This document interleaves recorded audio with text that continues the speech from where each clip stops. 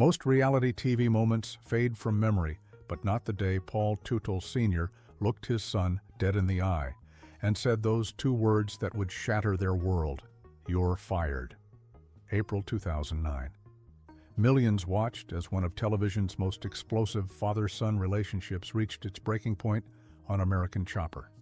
The cameras captured every brutal second as Paulie walked out of Orange County Choppers, leaving behind the empire he helped build. But here's what those cameras didn't show: the decade of silence that followed, the legal warfare, and how getting fired became the best thing that ever happened to him.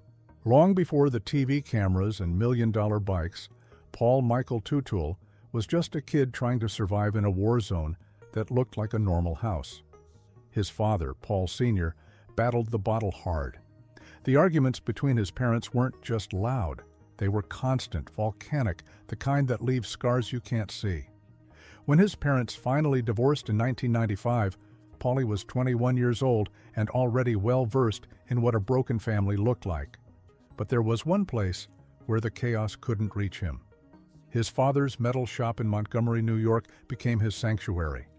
While other kids were playing sports or hanging out, teenage Paulie was learning to weld, to fabricate, to turn raw steel into something beautiful.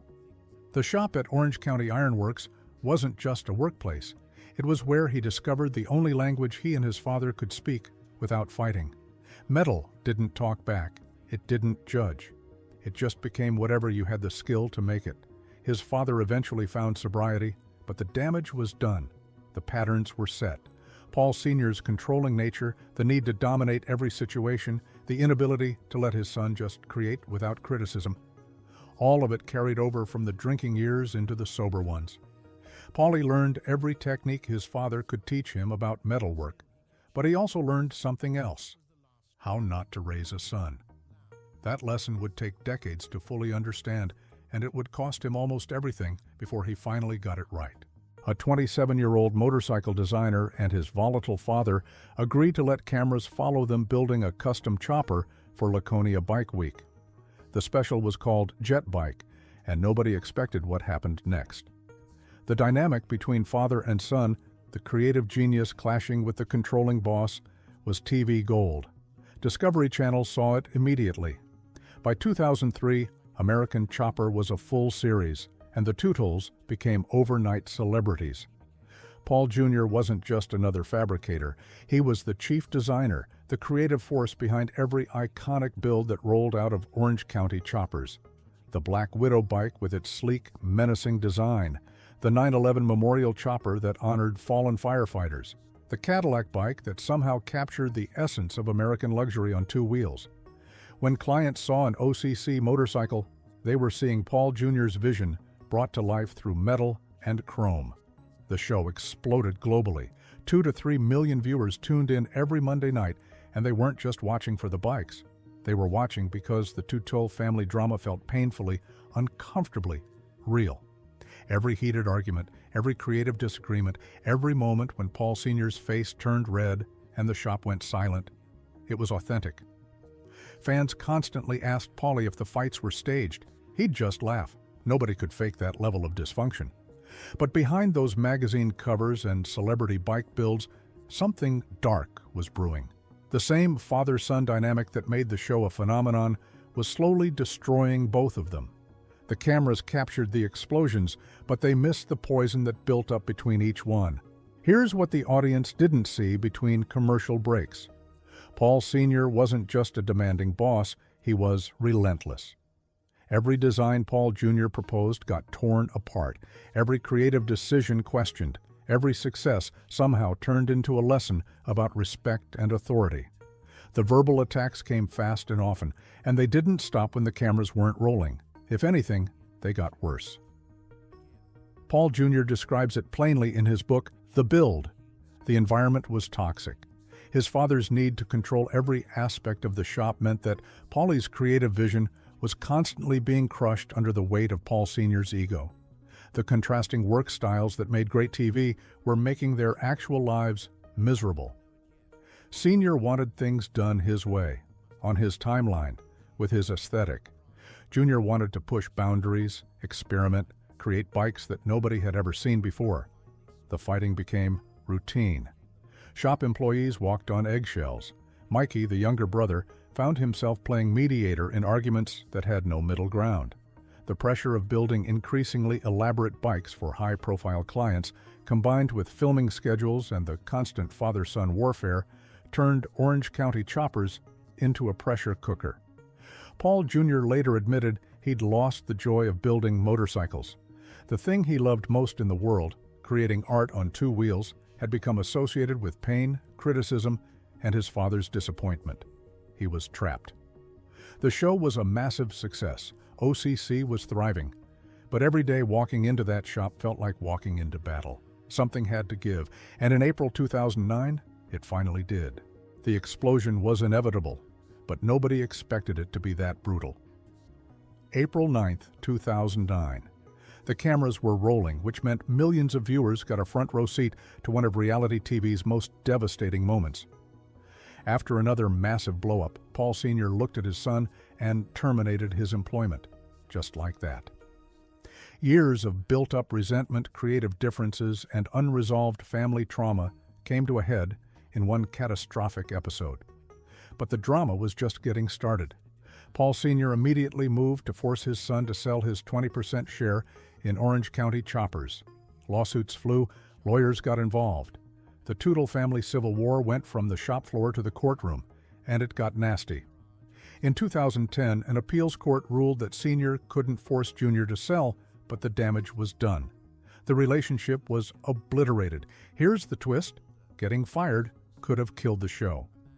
Paul Jr. leaving represented a breach of Discovery Channel's contract, which could have led to cancellation. The network saw an opportunity instead. They convinced the Teutuls to participate in a new series, American Chopper, Sr. vs. Jr. Father and son would build competing bikes in competing shops, and the cameras would capture it all. But first, Paul Jr. had to wait. The one-year non-compete clause he'd signed meant he couldn't build motorcycles for 12 months. He was a master craftsman banned from his craft, legally prohibited from doing the only thing he'd ever been good at. Most people would have been destroyed by that. Paulie saw it differently. It was the best thing that ever happened to him. April 2010. The non-compete clause expired, and Paul Jr. made his move. He opened Paul Jr. Designs directly across the street from his father's Orange County choppers. The message was clear. This was war, and he wasn't coming alone. Vinny DiMartino, one of OCC's best fabricators, joined him. So did his brother Mikey. Joe Pugliafico came over. Robert Nub Collard followed. Paul Jr. was building his own empire with his father's former employees. The rivalry became the centerpiece of Sr. vs. Jr., which premiered on TLC before moving to Discovery. Each episode showcased both shops working on competing builds, and the tension was real. This wasn't manufactured drama. These were two talented builders with a decade of bad blood between them, now in direct competition for clients and respect. But something unexpected happened during that year away from building bikes. Paul Jr. had time to think, to decompress, to remember why he fell in love with motorcycles in the first place. When he finally got back to fabricating at Paul Jr. Designs, the joy came flooding back. Without his father's constant criticism, without the toxic environment, Paulie rediscovered his creative voice. The projects started rolling in. In 2014, Paul Jr. Designs created two Azeroth choppers for Blizzard Entertainment's World of Warcraft, bikes that actually appeared in the game. In 2016, they built custom bikes for the Teenage Mutant Ninja Turtles film. Corporate clients, individual collectors, non-profits, everyone wanted a Paul Jr. original. He'd proven something crucial. He didn't need his father's shop to be successful. He never did. A decade. That's how long Paul Teutul Jr. and Paul Teutul Sr. went without speaking to each other. Not at holidays, not at family gatherings, not even through intermediaries.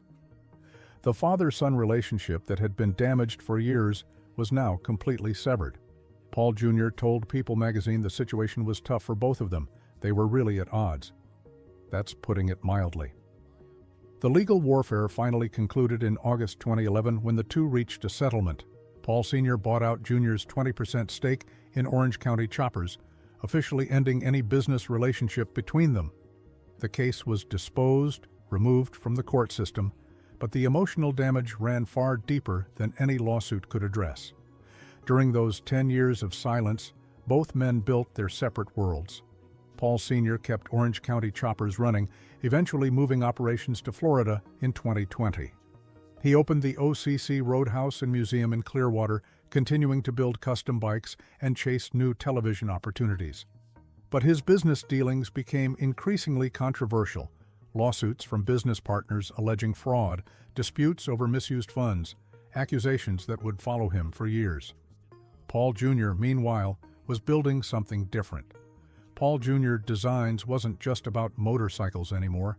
It was about proving he could create, succeed, and thrive outside his father's shadow. He designed dog parks, created Coleman grills, pitched dog toys. His creative vision extended beyond chrome and steel. But the real change happening inside him wasn't about business success. It was about breaking cycles, healing wounds, and figuring out what kind of man and father he wanted to become. August 20th, 2010. Paul Jr. married Rachel Beester, and the couple appeared on TLC's Say Yes to the Dress for their wedding preparations. Rachel wasn't just a wife, she became his partner in business and life, eventually serving as vice president of Paul Jr. Designs. But the real transformation came in February 2015 when their son, Hudson Paul Teutul, was born. Becoming a father changed everything. Paul Jr. looked at his infant son and saw a chance to break the cycle that had defined his own childhood.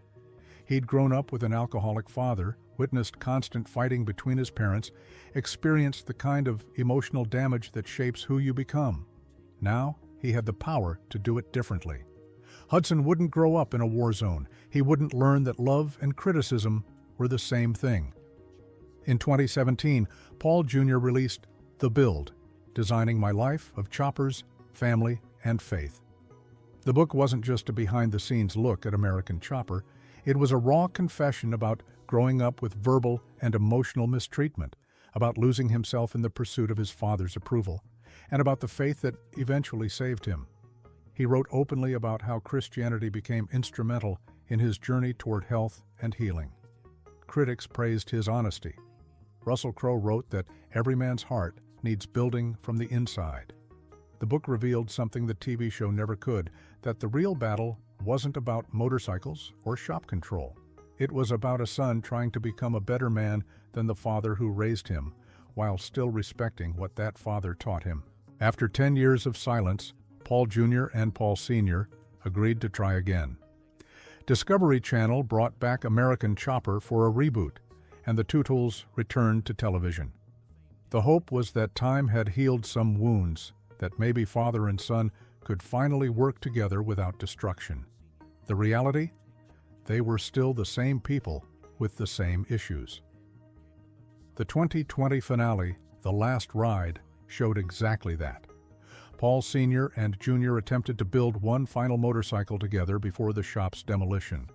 Fans expected a heartwarming conclusion. What they got was more bickering, more undermining, more of the same toxic dynamic that had destroyed their relationship years earlier. Paul Sr. made it clear afterward, don't expect to see him and Jr. working in the same shop again. Today, at 50 years old, Paul Jr. has evolved beyond the angry young designer from the early seasons. He judges motorcycles at Concours d'Elegance events like the Amelia and Greenwich, collecting vintage cars and bikes with historical significance. He launched the Paul Jr. podcast in 2021, discussing charities, businesses, and life after American Chopper. Paul Jr. Designs continues operating out of Newburgh, New York. The money changed too. His net worth dropped from an estimated $10 million during his OCC days to around $2 million now. But he's not bitter, he's grateful. Rachel owns a fashion boutique in the Hudson Valley. Hudson, now 9, prefers surfing to the sports his dad loved, and Paul Jr.'s completely fine with that. He's even developing a new reality show featuring his own family, ready to show the world what healthy family dynamics actually look like. The kid who grew up on reality TV learned the hardest lesson of all. Sometimes the only way to find yourself is to lose everything first. Paul Teutul Jr. didn't just survive getting fired from his father's company, He used it as fuel to build something bigger than custom motorcycles. He built a life, one where creative vision isn't crushed by criticism, where fatherhood means breaking cycles instead of repeating them, where success is measured in peace rather than profit. American Chopper made him famous, but walking away from it made him whole. That's the real untold story.